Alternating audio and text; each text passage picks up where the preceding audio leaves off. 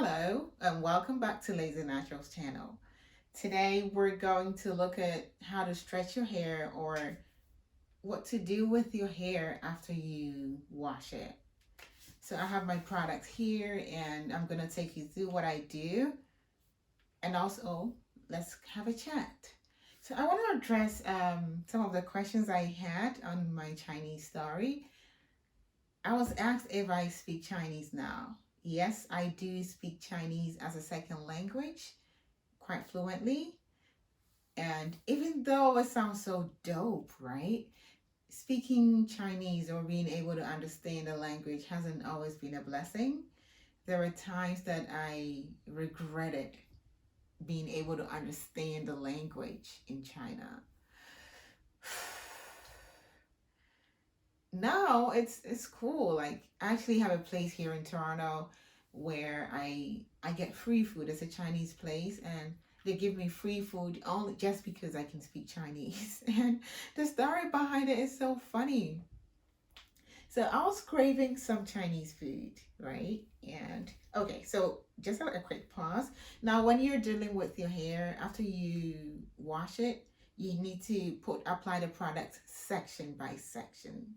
And so you do not rub products and put it all in. You need to pick it step by step, bit by bit, and then apply your product. So I'll take a little section of hair. Your water. This is my content is strictly water. So I'll spritz my water in it. And then what I do is I gently massage the water to just take over the entire hair.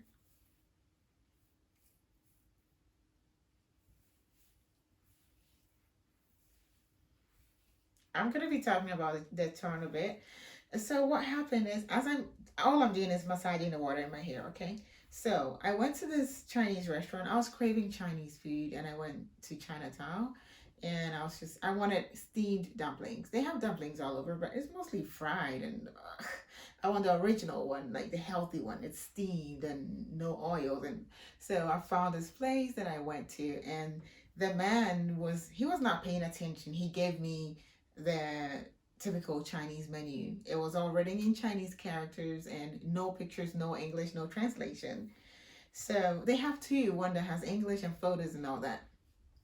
So when he came back, I spoke back to him in Chinese because I only had a Chinese menu. I told him that okay, 我要这个，为什么这个？这个是什么？这个里面有猪肉吗？我不吃猪肉，所以这个是猪肉还是牛肉？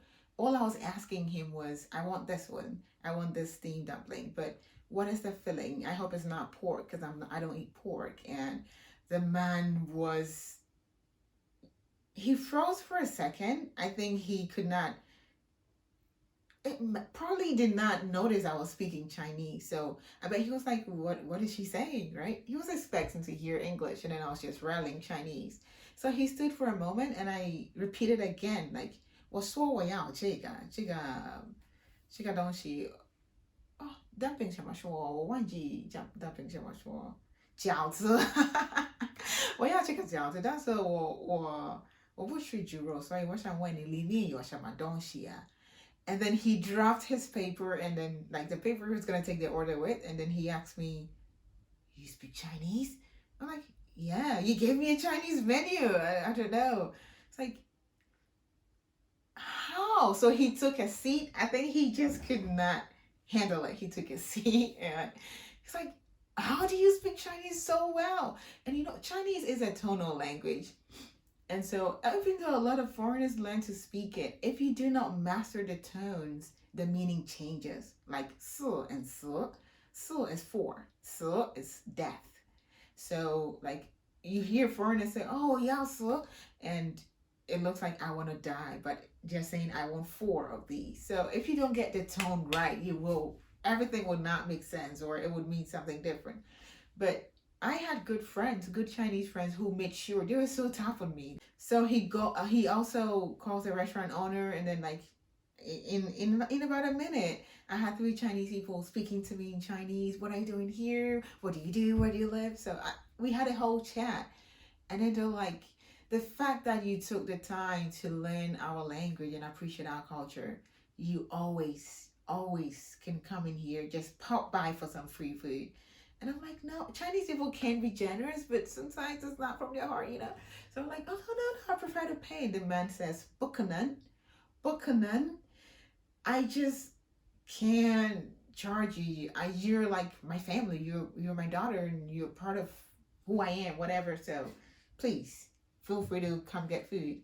So I got food. He gave me the dumplings that I wanted, and he gave me some extra things as well. And what else did he give me? He gave me a drink and his phone number. Like, hey, contact me anytime we want and when you need anything. So yeah, that's how come I have a place here in Toronto.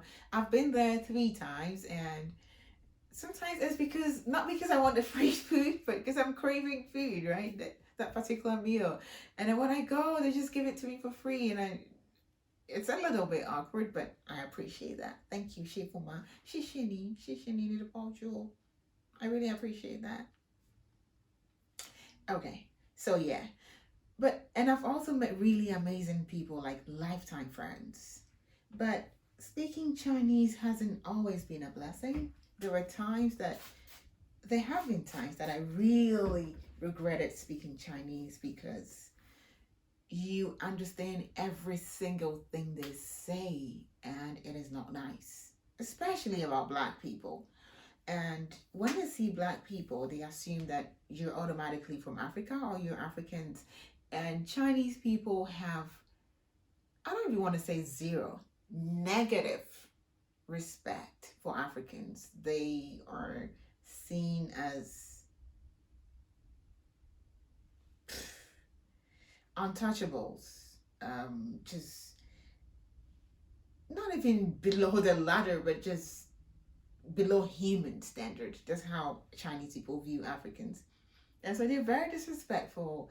And the fact that whenever they see a black person, the first thought is to assume that, oh yeah, you're African, you're an animal, you don't shower. So they think that our skin is this color because we don't shower, and then we spend too much time in the sun, and then we're poor, and Africa is so hot, we have no food, no water, and so our skin is just rotting as we walk. Like we're literally rotting as we're walking around, sort of. So being able to understand what they say, and the things that you find out or you hear when somebody assumes you don't understand their language. God. So I don't speak Thai, but I do I spent a couple years in Thailand as well, and I understand a little bit, and not to understand like bad words, but the things people are comfortable to say around you when they assume that you don't understand their language is just mind blowing.